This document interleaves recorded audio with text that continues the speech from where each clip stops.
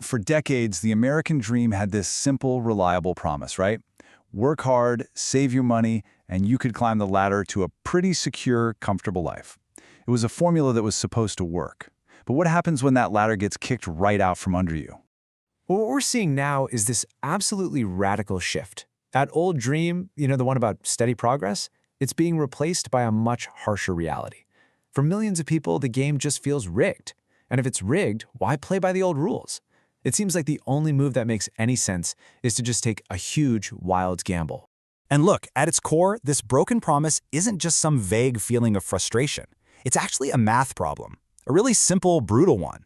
For a massive number of people, that whole slow and steady wins the race formula, it just doesn't add up anymore. Okay, this chart right here shows you the problem perfectly. Just look at that gap. Over the past 30 years, average wages have, they've barely crawled upwards. But the cost of major life stuff, especially owning a home, has just gone to the moon. Your paycheck just can't keep up in that race. This simple table, it shows you the trap in action. Let's just imagine you do everything right. You budget, you cut back, you manage to sock away $5,000 in a year. Great, but in that same year, the price of a starter home in your area jumps by $50,000. So you didn't just stay in the same place, you actually fell $45,000 further behind. Yeah, this quote from the source material it nails the feeling, doesn't it? The problem, this massive asset inflation, is a raging forest fire. And your traditional solution, saving a little bit from your paycheck, well, that's the squirt gun. It's a completely futile, impossible fight.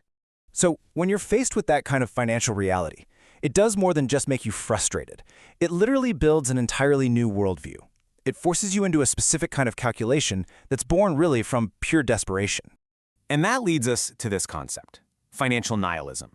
It's basically the belief that if all the safe roads are blocked, if they're all dead ends, then the only logical choice you have left is to ignore all that sensible advice, go completely off-road, and just pray for a miracle.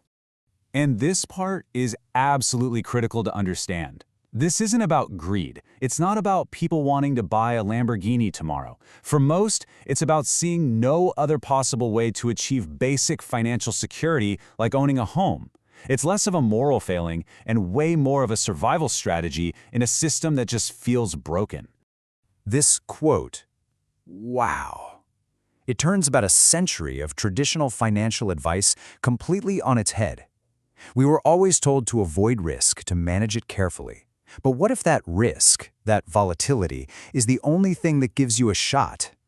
In the nihilist's calculation, those wild price swings aren't the enemy anymore. They're the only tool you have that offers even a tiny glimmer of hope for escape. And the math here really tells the whole story. Let's say you've got $2,000. A safe 7% return gets you an extra $140.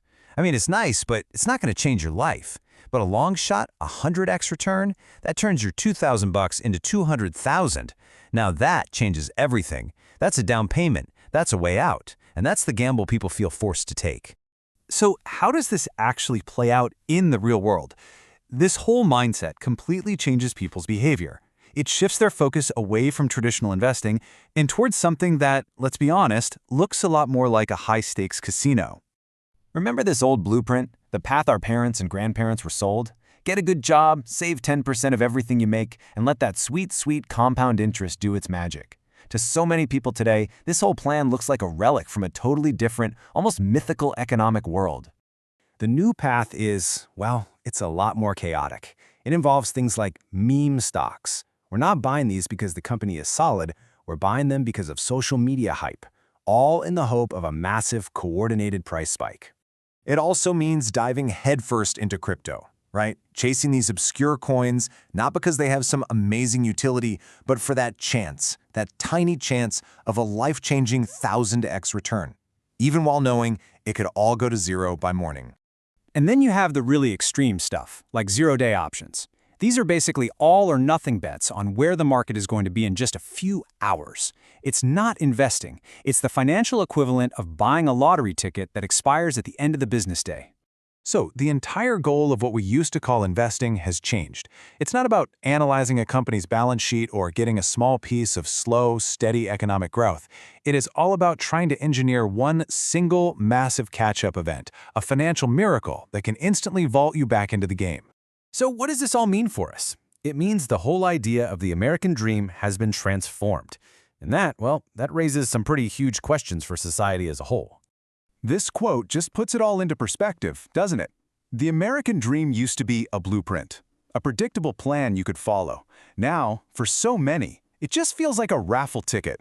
We basically traded a construction plan for a game of chance. And let's be really, really clear about this. This isn't a celebration of recklessness.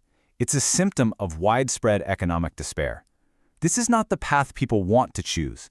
It's the path they feel they have to choose, simply because the old one feels completely closed off. And that leaves us with a final vital question to think about. What are the long-term consequences for an economy, for an entire society, when its people lose faith in the idea of building things slowly? What happens when we all stop trying to build value and start chasing miracles instead?